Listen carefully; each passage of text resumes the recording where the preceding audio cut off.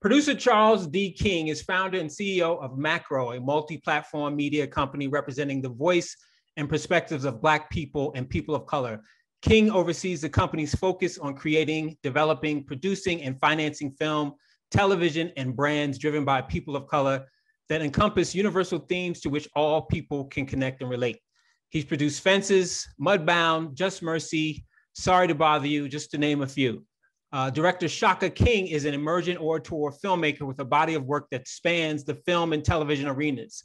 In 2020, King was recognized as one of Variety's 10 screenwriters to watch in conjunction with his work on Judas and the Black Messiah. Inspired by true events, Judas and the Black Messiah is his studio feature film directorial debut. It tells the true story of Fred Hampton, played by Daniel Kaluuya, the chairman of the Chicago Black Panther Party, who was plotted against and ultimately assassinated by the FBI in 1969 when he was just 21 years old. It's in theaters on February the 12th and also available on HBO Max. Gentlemen, welcome to the Color Conversation. I appreciate you both for coming. I know you guys have been grinding and doing Zooms probably about every day. Is that correct? Yep. Every day. And that's the way it's going to be. Every day, all day. Every day, all day. And it's going to be like that, I guess, until the end, until you guys walk away with all the statuettes, right? Who knows, man? I can't call it. Well, the Zooms are for a definite, and I think you're gonna walk away with something in your hands for sure. It's we're gonna walk away. We're gonna walk away with a good movie that a lot of people see and learn about. Yes, absolutely. It's a dynamite film. Yeah. It's very powerful.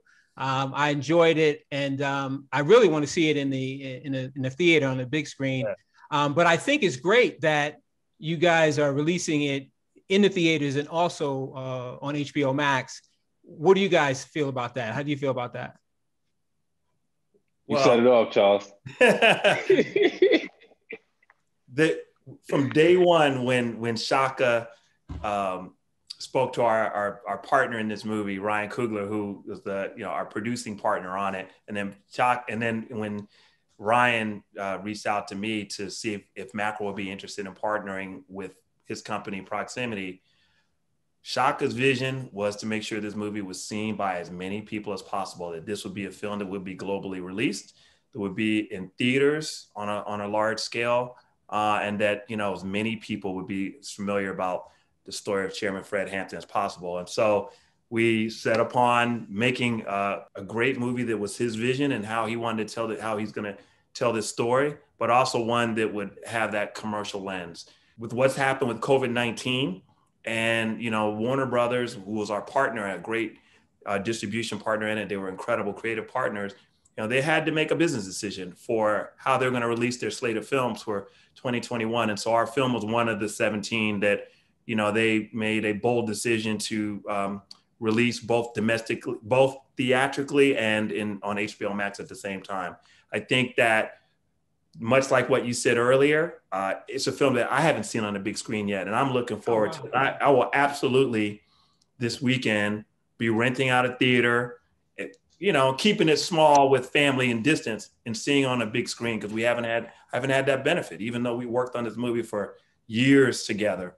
I think for those that are comfortable doing it in that way, for the markets that are open, where they can do it safely and it makes sense, great. But most people are going to see this on HBO Max. And I think that it's going to be, the experience of seeing on a small screen, I think is going to be powerful. And I think that millions of people are going to see this, and they're going to have new subscribers on HBO Max as a result of what I believe people are going to find this film, that this beautiful film that Shaka made. So that's my take on it. I don't know, Shaka, what do you think, man? I mean, you basically said it. I think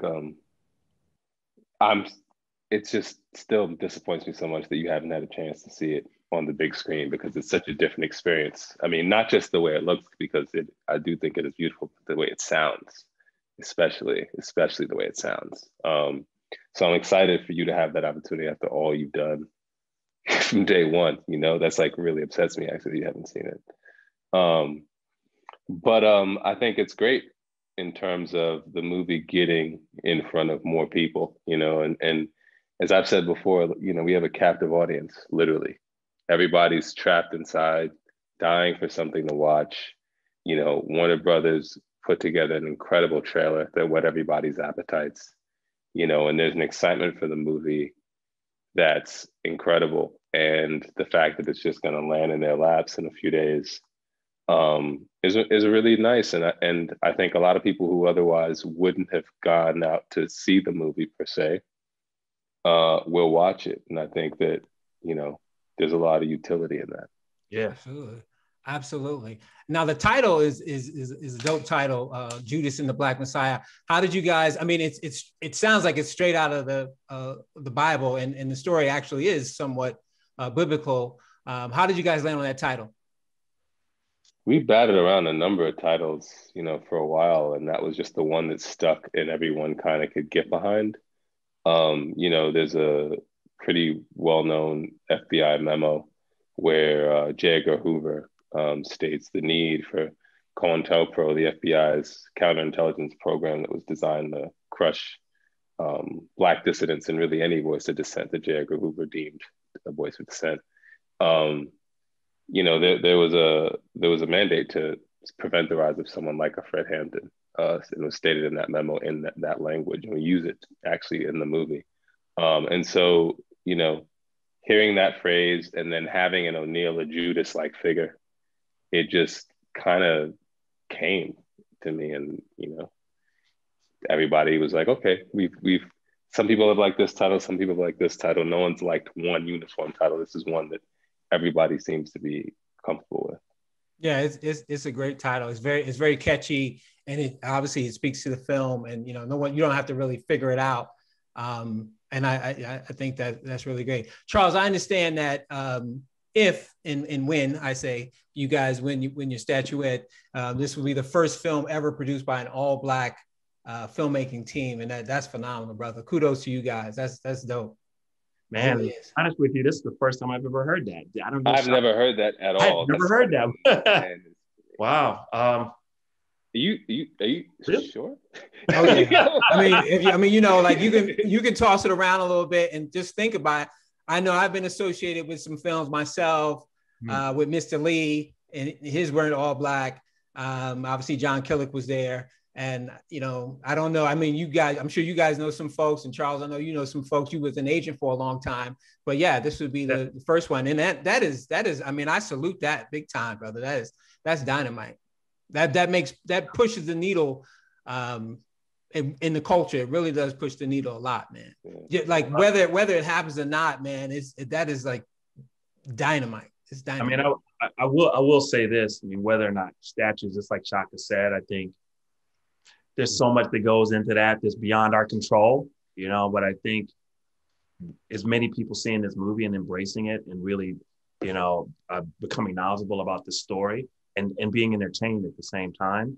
The thing that I would say is when you mentioned about an all-Black filmmaking group, there was power in Shaka, Ryan, myself, and then our collective companies, and all of our partners coming together. And I do think that 3 Black men as producers on this film, and showing the unity and how each of us brought our strengths to the table and to stand behind the vision of this brilliant filmmaker. Shaka and his amazing script that he and Will wrote, Ryan and his just thoughtfulness and the power and clout that he brings after the world success of Black Panther, and his thoughtfulness and understanding the relationship that both Shaka and Ryan have. And then from my side, the capital and the business side of things. And then, then stepping for me, it was the first time for me to really step outside of my comfort zone in this way as a producer, because normally it's more as an executive producer or a producer that kind of goes back and forth. Mm-hmm. And so I think that we were all able to really support one another and really, and also push one another in ways that I thought was beautiful. And I think that you don't see often in our business. And, I applaud, Shaka for taking a bet, on a guy like me who hadn't actually been on set like that. And then for me to say, hey, for the capital that we raised, that we would commit to 50% of the funding for Shaka's first feature film. And then for Ryan to use all the clout in the world that he had, after the success of Black Panther, and said, Shaka King, I want to spend my year building my company proximity in the first project, and I would love to work with Shaka King on this. And by the way, would you want to come and work with me?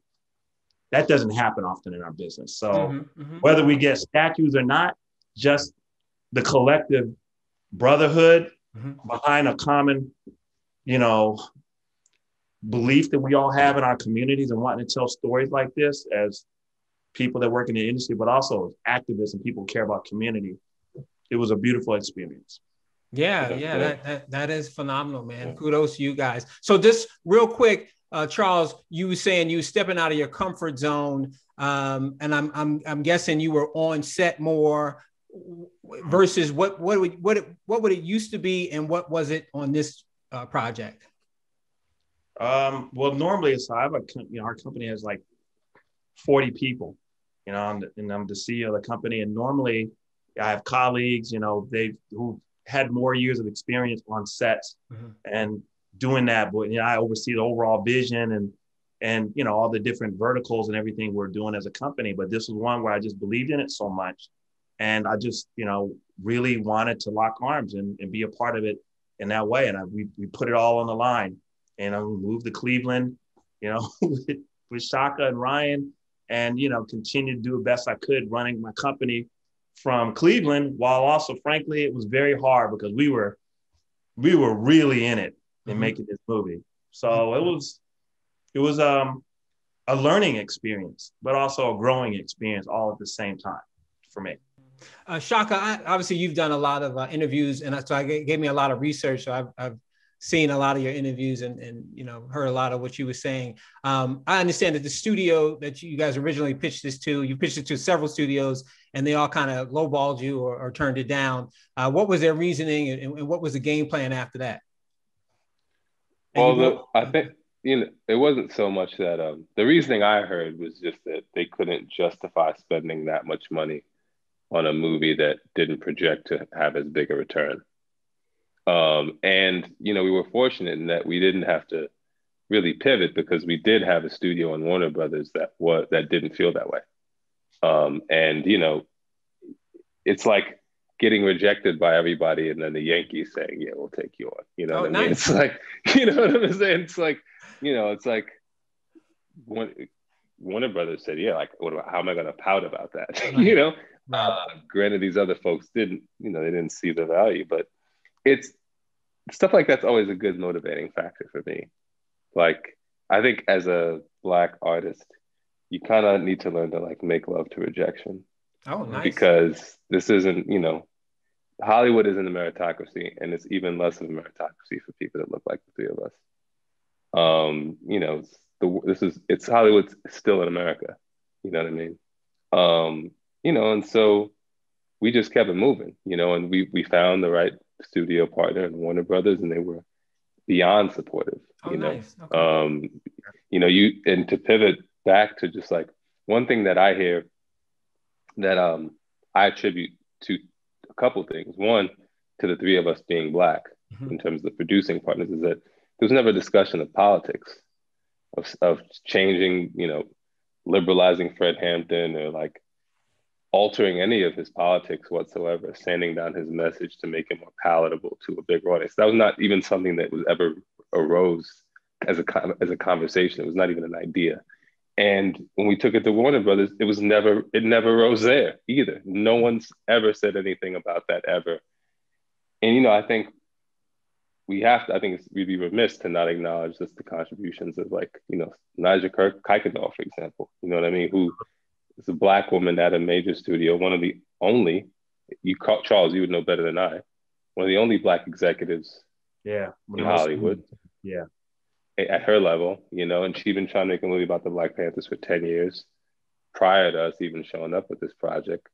So she laid the foundations, I think, in some ways, where the studio's like, yeah, we've seen a few of these already. We've considered a few of these, versus, I think another studio that like maybe since 2013 got reinterested in, Black cinema, written, directed, starring folks that look like us, and was like, well, I don't know. Can you make it more this? Can you make it more that?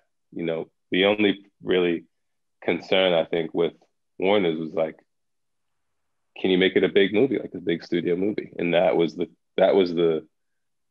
challenge put forth really to me to, kind of find points of interest between the producers, myself, the studio, and Chairman FREDHAMPTON Jr. and the co-Nigeri, who are cultural consultants. So now, I know you mentioned the Battle of Algiers, which I'm assuming was more of a big in scope, somewhat blockbuster film, and that was your original vision, something you wanted to do, but I guess you had to scale it back. Is that correct? Yeah, it was more so the ensemble nature that was something that appealed to Will and I as we researched this time period and researched the Illinois chapter and just discovered all these unknown figures we wanted to, shine some light upon within the party, within the Illinois chapter, not FREDHAMPTON, not Bobby Rush. And then in addition to that, on the side of the FBI, in the, Chicago Police Department and State's Attorney's Office, there were some players who were very instrumental in the assassination, Mayor Richard Daley, State's Attorney Edward Hanrahan, and they were also factored heavily in those early drafts of the script. But we couldn't get the script into 200 pages, Yeah, and I'm sure it was epic. It was too vast, yeah. So we had to make some strategic choices. Well, you did a good job, definitely, condensing it and bringing it down. What's the running time? Is it 90? 206, 2 hours and 6 minutes. It's a nice, smooth 206 then. It really is smooth. It doesn't fall down. It doesn't go flat at any point. It's definitely, you don't get tired of watching it. What was, well, I'm going to talk about the film in a minute. I just want to know, I know you guys went to Chicago and went to Fred Hampton's childhood home. What was that like? You want to start, Shaka? No, you go. I'll tell them. It was remarkable. Okay. I mean, I don't know if I realized when we first went there that that's where we were going. I just knew we were going, right? We were going to sit with him, to meet with him, and to introduce ourselves, and to try to see if we could get their blessing, to tell the story. I mean, we could have Shaka. There's so much that's out there in the public domain. And Shaka had already written, he and Will had already written a brilliant script, but there's so much specific detail and nuance, and there's so much more that how the script evolved once, Chairman Fred, and after spending time with Chairman Fred, and even before they even came on, just information we got. But it was surreal, actually. I remember that first meeting at the house, and we were there, and we're at the table. Man, it's got the logo on the table, and there were pictures from Chairman Fred growing up. And there was one picture in particular, and I remember just looking at it, and right around that time, I think Daniel FaceTimed us or called in, and we had briefly introduced him to Chairman Fred. And, Shaka was explaining that Daniel was who he was interested in playing his father, and looking at Daniel and this picture of Chairman Fred there in the house, it was unbelievable, the physical resemblance. Oh, wow. Okay. And it's a painting. It's a painting. So it's not like but it's and it's kind of crazy how it's rendered, What was crazy about going to that space was that you could feel that it was, like Charles said, we didn't know where we were going. We just pulled up to a building and entered. But the moment you entered, you knew that it was his childhood home. You felt it. You saw the wood. You saw the texture of the space. And you felt the energy in there. You knew, and it made it all realer immediately. It made what we were trying to do more real. The stakes increased, because you're doing it about real people, but when you have to look these people in the eye who this story matters to more than anyone, and tell them your intent. Yeah. And kind of like walk the plank a little bit, it's a lot different than if you just make it. And quite frankly, I would never want to be in the opposite position of making something and having to wait nervously to see how it would be received by the family. I mean, I can't imagine can you imagine if I can't. I'd be in such fear. you know. So it was, we're very blessed to have had that opportunity. What do you think was the the final, like, okay, you guys can do it? Because I'm sure they've sat in front of, had other people sit in front of them and tell them, hey, we want to do the story, blah blah blah, and they said no, pass. And what do you think did it for you guys? Well, I think it was a couple things. One, it was a year and change of just getting to know one another. Okay. And a bond really, I think, forming between Ryan and Chairman Fred Hampton Jr. They'd met before in the Bay, they realized, and just got along. It was very clear from that first meeting that they had a real special connection. And so, we stayed in contact with them for a year, and then actually we shot for a week. And, Ryan flew back to Chicago with some of the footage from the first week, and he showed it to Fred Hampton Jr. And there was stuff he really connected to in a great way, and there was stuff that he really was bothered by and frustrated with. And he realized, okay, the only way that this is going to be rectified is if I'm present. And so I think that was really what did it. It was like, okay, you guys are close, you're onto something. I see how this could work. But at the same time, if you make these mistakes, this could be a real problem. And so let me go in there. He would say, I'm duty bound to be here. He would always say, I'm duty bound, and we're all better off for it. I definitely, you're absolutely right, Shaka. And that there was that connection and bond, but I do believe that collectively there was absolutely a bond with Ryan. I do believe that they also saw the purity of all of our hearts, as well as before we started shooting, we had Daniel and Dominique also come with us to meet them, to meet Mother Akua and Chairman Fred. And it was a very long meeting and very detailed. And then some people had to leave, and there were a few of us that had to stay back.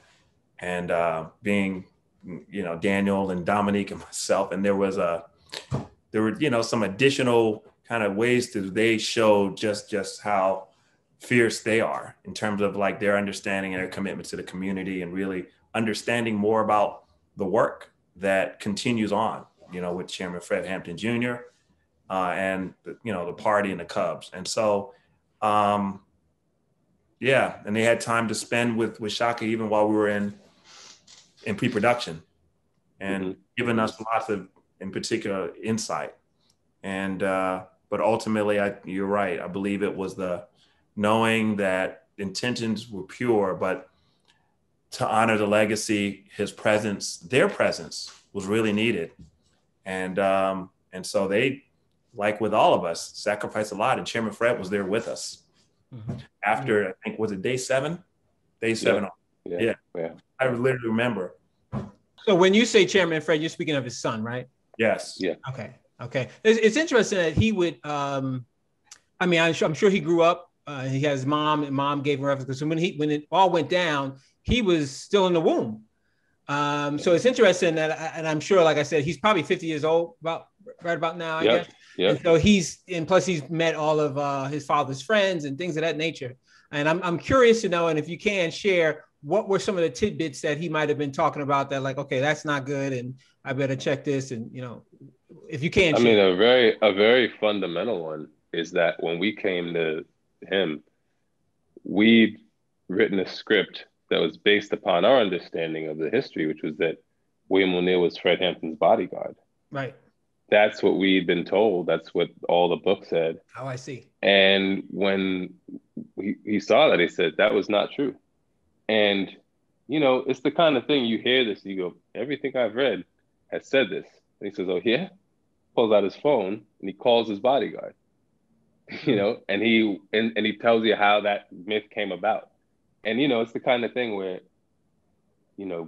one or two times, like he says something and, you're like, well, okay, I hear you, but this says, and he's like, what, on page 87? He's not, you have the book out. He's telling you the number of the page, encyclopedic knowledge, because that's how much it matters to him. So you stop doing that. And you just kind of listen. So you had a few rewrites, I'm assuming. Oh yeah. Oh, okay. Oh yeah. I mean, rewrites. We had rewrites prior. We had rewrites in the moment on set. Oh wow. Okay. Because there's first the reading and understanding, but then there's another level of the watching and understanding. And when something is in front of you live, he would see things and he'd say, "Yeah, no, I read it, but it's different now." And at first, I'd be like, "Well, how am I supposed to, But then you have to kind of step back and think about the fact that, well, yeah, I read a screenplay and I know what it looks like in real time because I make movies. But this is his first time on a movie set. This is his first time even reading a script and understanding how that translates into real life. I have to actually put myself in that position and understand, okay, yeah, it is different seeing it live than it is reading it. So now he has a comprehension of it. How do we accommodate his needs and accommodate my needs and the production's needs, and figure out how to do that. And sometimes we couldn't do it and we'd say we couldn't do it. And he'd have to deal with that, which was hard for him. It was a lot to ask of him, So. Okay, cool. Okay, so I want to talk a little bit about the film and your main characters, Chairman Fred Hampton, and also William ONeill, Wild Bill. So before we do that, though, tell me, what was your motivation? And also, I know the Lucas brothers had a part in this. I wasn't familiar with them, but let the audience know about the Lucas brothers and how this film came to you and your motivation for doing it, please. So Lucas brothers are friends of mine, and they came to me one day and said, "We want to make a movie about Fred Hampton and William ONeill.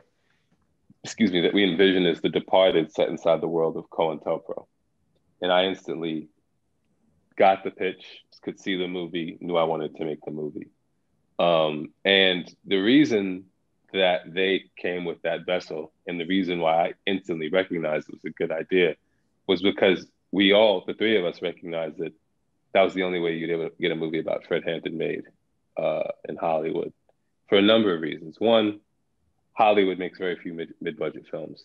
Every year they decrease and decrease because, everybody just wants a home run. So it's just tentpoles primarily. You only get really mid-budget films that aren't genre films during award season. And, so you're going to get most of those films are not with us traditionally. They are this year, but most of the time they're not. And, when they are, usually if there is a biopic, it's not like Fred Hampton has name recognition in Hollywood, let alone, I think, even in some of our communities. You know what I mean? That's like a lot of people know the name Fred Hampton. Maybe some know how he was the story I heard growing up, shot by the police over 100 times while lying next to his pregnant wife. That's what I heard. Didn't even hear about the FBI, right? So very few people, not very few, but a number of people, a significant amount of people in our community don't know who he is. So it was going to be a challenge just getting a studio to fund a movie about a, Black historical icon that they were not familiar with, let alone a socialist revolutionary. That's going to be a real uphill battle, right? And the things that Fred Hampton is talking about, the pitfalls of capitalism, the fact that the state is, referring to cops as pigs. These are not things that generally you see in a, Hollywood studio movie.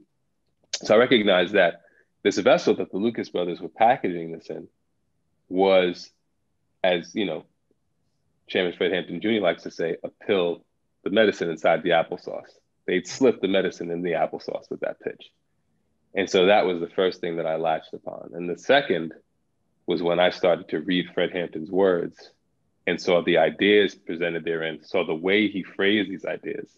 I was like, this is information that people should hear. And the way that he's doing it, it's like he's emceeing and doing stand-up and preaching all at the same time. I was like, this is just and then, you hear him and you're just like, the fact that I can make a undercover movie and have this side of it as well, and there's a love story in here. Mm-hmm.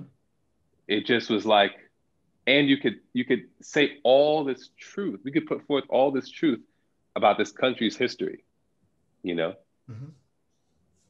It was just like, how can you walk away from that?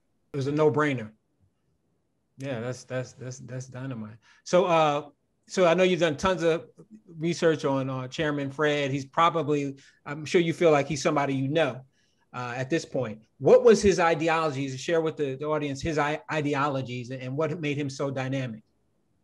Life, liberty, and the pursuit of happiness, and self-determination. You know what I mean? Mm-hmm. That's it. It's basically it's all the founding father stuff, except actually that stuff, not just saying those words and doing the opposite. He actually believed in those very basic things, like poor people shouldn't be poor. Hungry people shouldn't be hungry. Everyone should have access to healthcare. Mm-hmm. Black people should not be in prison. basic human rights. Mm-hmm. He believed in human rights, mm-hmm. and the right for everyone to self-actualize. Very basic. Simple. Yeah.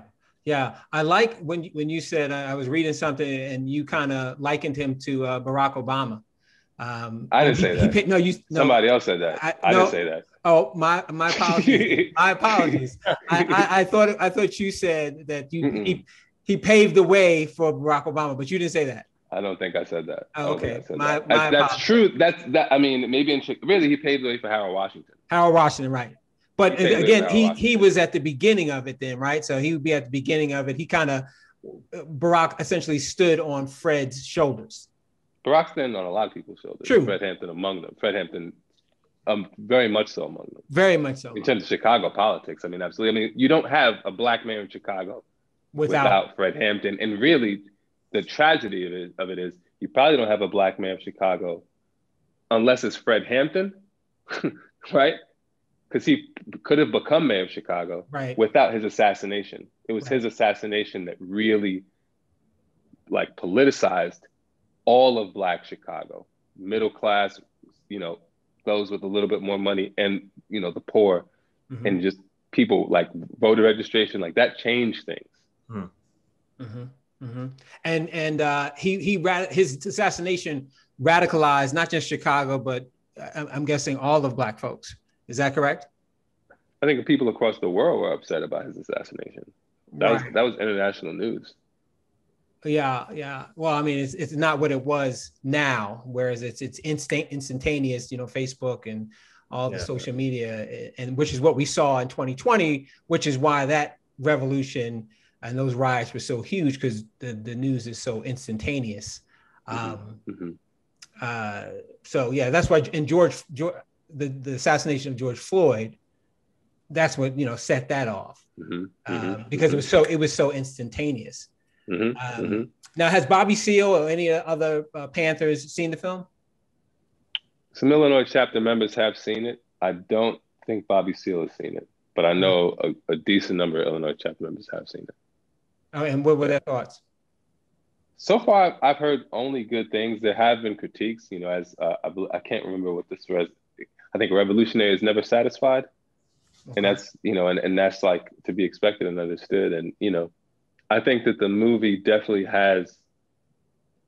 is going to have issues with people who lived through this, because, it's not exactly the way it was.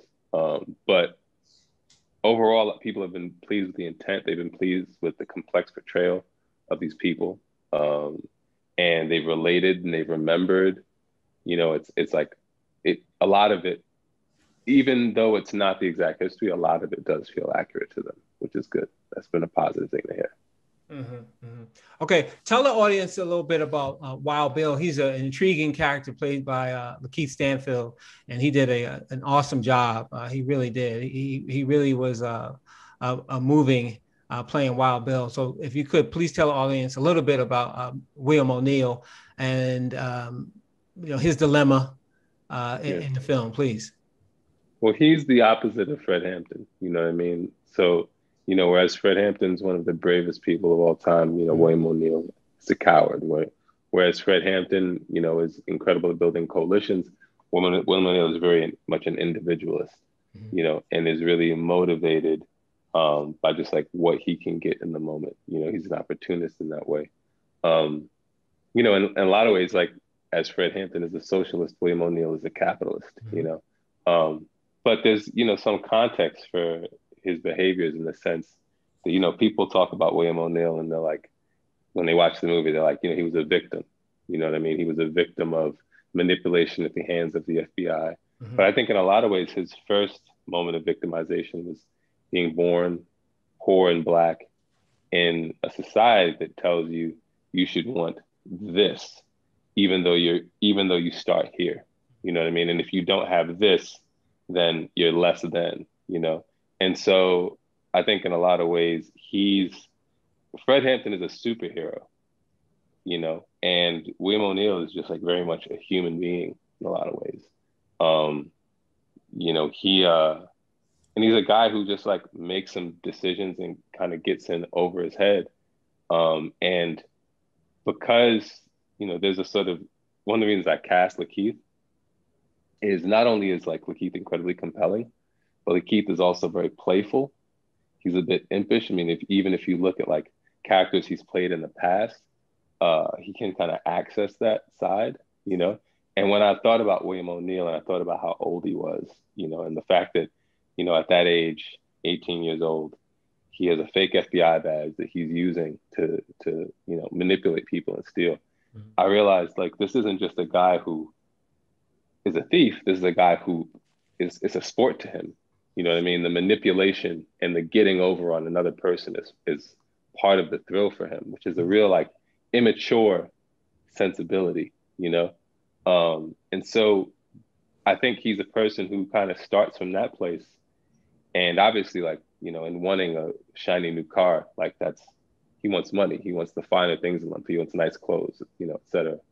And, you know, initially he's motivated to just stay out of prison, but then he starts making money and he starts to think, I can manipulate the FBI into getting the things that I want and things I've been pursuing as a criminal, you know, cash, cars, clothes. And he thinks he's manipulating them, but meanwhile, they're totally using him and manipulating him. And he's getting deeper and deeper and deeper into, you know, this web of his own lies that he's created until eventually the FBI has him in a vise. And when they do, they ask him to, you know, commit the worst act. And he's come to, in his mind, he's come too far to kind of pull out. And he makes a terrible decision. And ultimately, all that he's reaped, all that he's sought, you know, from the beginning of the movie, he gets, and he's at the lowest point possible in his life. And, you know, he tries over the course of, I don't want to ruin the movie, but I feel like I've already ruined it. No, I don't think you've ruined it because it's you know, based on a true story. And I mean, when I was reading the intro, I mentioned that he was assassinated. So I mean, I didn't want to spoil it either. So yeah. I don't think you ruined it. It's a great film. Whether folks know the plot line or not, it's an excellent film. It's similar in the sense to I know Black Panther was a movie that I saw twice, and I typically don't go to the theaters to see twice. So this film is a 2 times seer. You should go to the theater twice to see it, just to really kind of soak it in and kind of get to know these characters and these performances and see these performances that were outstanding. Like I said, it's a smooth 206. It wasn't slow at all. So what type of challenges did you guys run into shooting in Cleveland and just shooting the film in general? And I'm assuming you shot in Cleveland because of, I'm guessing, the incentives. Yeah, I mean, well, a couple of things. Well, we did, you know, scout. I mean, Shaka scouted there in Chicago as well. And, you know, really, yes, the incentives. I mean, frankly, shooting in Cleveland was a lot cheaper, even without the incentives. The incentives absolutely helped. I mean, we scouted a number of cities in the Midwest. You know, they kind of had the architecture. And really, because Cleveland is a city where so much of the development and the business and, you know, the kind of infrastructure, a lot of the people that were living in Cleveland have, you know, left the city. And so there are a lot of abandoned buildings, and frankly, the architecture is literally as though this were Chicago in the late 1960s. And so it and there's also, a burgeoning film community there. And it turned out to be a great city for us to shoot in. It's really the testament to Shaka and the incredible team that he put together is, our production designer, Sam, and Charlize, who was an amazing job, Shaka's a frequent collaborator on some of his other work, but man, like when Mother Akua said, literally, this looks like a headquarters. And she sat there in the apartment and she was like, and she was just, emotional and just true. I remember the first time she saw it, she had to go home after she really absorbed it. The authenticity of what we were able to get and build, testament to this amazing team. But also beyond that, I'd say it was cold. Not as cold as Chicago, but it was pretty damn cold. This was October through December of 2019. We made it. But the city was pretty easy to navigate, and it was, I thought, very, very welcoming to us as a production company. And so there were no issues there. I mean, I'd say the biggest thing was the scope and range of what Shaka and the team, particularly amazing DP and the look and feel of it, Sean Bobbitt, for the budget that we had. I mean, we really got tremendous value there. And so turned out to be a great location. I don't know if there's anything, you would add to that, Shaka. No, you summed it up, man. No challenges. I mean, this was your studio debut, directorial debut, which means that prior to this you did Mulligan. Was it Mulligans? No, I made a feature called Newlyweds, and then I made a lot of shorts. I made a lot of shorts over the years. Right. So, but this is your first time working with the studio. Yeah. Yeah. Okay. How was that for you? It was an adjustment. I mean, Charles will tell you, my first notes call with Charles and Ryan. I was on the phone with them for like, we were in person, but Ryan was on the phone for like 10 hours. Wow. I'd never developed a piece of material with that many producers or a studio. So I wasn't used to that experience. And it was something that took the full course of the film for me to understand and really, ultimately like just learn to trust, my collaborators and really learn how to, as you hear often, but it took me a full movie how to learn how to do, just take the note behind the note, it's natural for, when you're getting notes from someone for them to say like, try it this way. But that isn't necessarily what they want you to do. What they want you to do is figure out the intent figure out the reason why they're asking you to try this thing in the first place, and then apply your creativity towards addressing that. And when you're able to do that, you become a better artist. I feel just having that ability. Whether you choose to move forward with that project to project is up to you. But I think just figuring out adding another skill set, to your tool belt as a creative person, I think is a good thing. And I think especially in a business where, there's no Medici family, you know what I'm saying? Like, this is art and commerce. So if you want to know how to make a movie with other people's money, and other people's opinions, like you really should, I think, figure out how to accommodate their needs and accommodate your needs, and I feel like I learned that, and it was a priceless lesson to take forward in my career. I would, Shaka, you're being modest too, though. Definitely we learned a lot through the development process. I did too. Okay. I don't think I'd ever really had that level.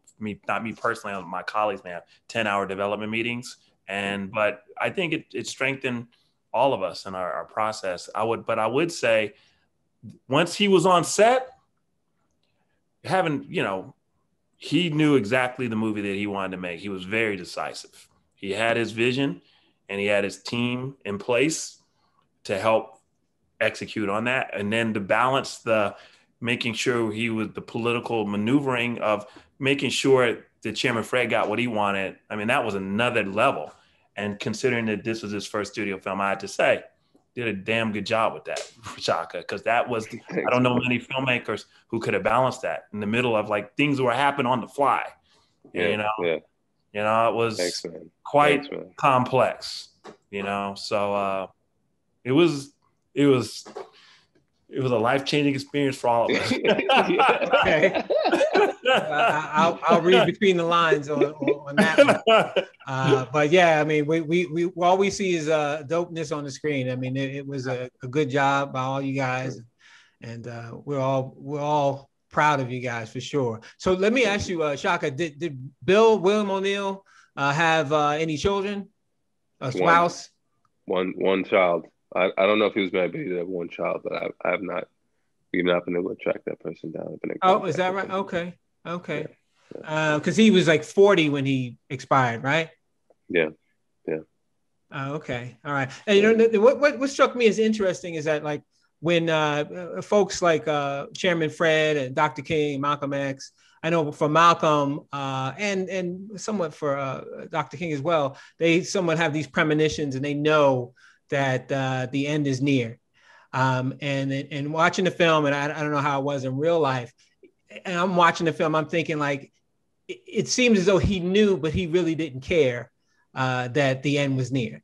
With your research, what did you think about it? What do you think? Well, I mean, I think all revolutionaries in that era, you hear the Panthers talk and they say that, they had embraced the fact that their lives would either end with prison, exile, or death. Mm-hmm. And they were prepared for that and they had made peace with that. So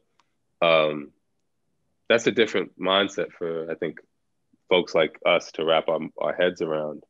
But that's kind of, I think, the importance of, making a movie that humanizes an icon, because then you understand the sacrifice greater. Like, you have to make that. That's why I said he was superhuman, and you have to make him human. Mm-hmm. So that you really understand, well, yeah, this was also a 21-year-old man who, was in love and about to have a baby and was really excited by that. And, yes, an entire movement was robbed of its leader. But also, a son was lost, husband was lost, father was lost. He was and correct me if I'm wrong, but he kind of, I guess Jesse Jackson got his Rainbow Coalition idea from Fred Hampton. I'm assuming he was in the area at the time, or I guess. Oh, yeah, he was aware. Yeah, I'm pretty sure I know he was at his funeral. I don't know if he spoke. He was there, I believe. He never does. He give credit to. He doesn't give credit to Fred Hampton for that. Does he? I don't know, but everyone knows. I mean, everyone knows that. I mean, everyone in Chicago definitely knows the original Rainbow Coalition is Fred Oh, Hampton. wow. Okay. Yeah, that's interesting, because I was reading and I said, oh wow, that would be his Rainbow Coalition, and he would be a threat as a I'm assuming if he was alive, do you think he would have gotten to politics? Quite possibly. I mean, the Panthers certainly veered in that direction after the assassination of Fred and all of those, incidents with the police just, raiding Panther headquarters and arresting and shooting and trying to kill their leaders right around December 4th. I mean, there was a wave nationally. And soon after that is when, they decided to focus less on the militancy as an organization and move more towards politics at the behest of Huey Newton. So quite possibly, he did, obviously he'd been studying law. He was studying to become a lawyer. I think it's my understanding, and I'm sure I'll probably be corrected on this. But, I think he at one point kind of soured on that because he understood there was no justice in courts. And I mean, he experienced that when he was accused of stealing $70-something worth of ice cream and sentenced to 3 to 5 years in Menard. Yeah, that's ridiculous. Yeah. So, but who knows? I mean, he was assassinated at 21 years old. I think about I'm 40 years old. I think about the amount of lives I've lived between 21 and 40. Exactly. He who knows what he would have done with his life. ridiculous, and it's very unfortunate. He said, war is politics with bloodshed. Politics is war without bloodshed. I like that quote. That was cool. And you said that the film is bigger than us.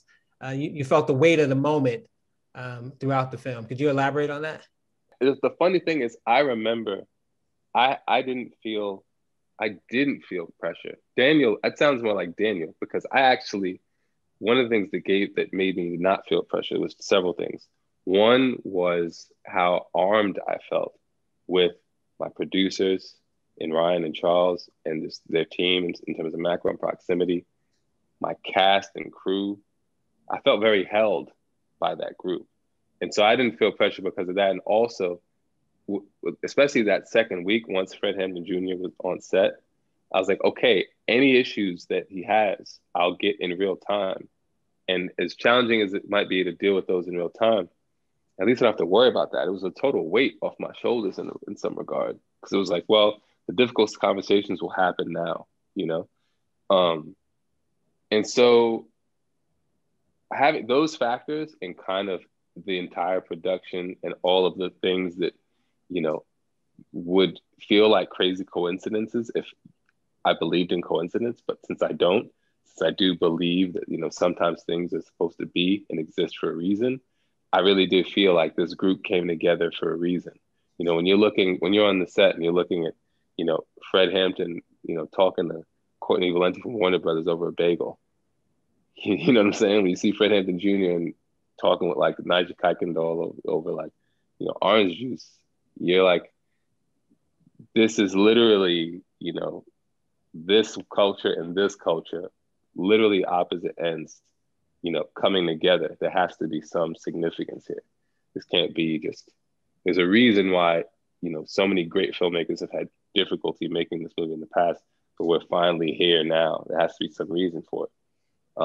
And so for that reason, I felt like it was meant to be. So I never really felt like pressure to get it right in that way. But hey, listen, I want to thank you, Shaka, and I want to wish you all the best with this film, brother. It's a pleasure meeting you. Charles, I actually met you last year. I think I kind of walked up to you at Sundance. Okay. And, I was one of the million people walked up to you. and you were busy. I kind of snuck in your macro thing. And, hopefully you have a good time, man. It's a pleasure finally meeting you, and I look forward to meeting both you guys in the future in person. Thank you. Thank you both, brothers, and congratulations and good luck with everything. Thank you. Take care. Take care. Bye-bye. Bye.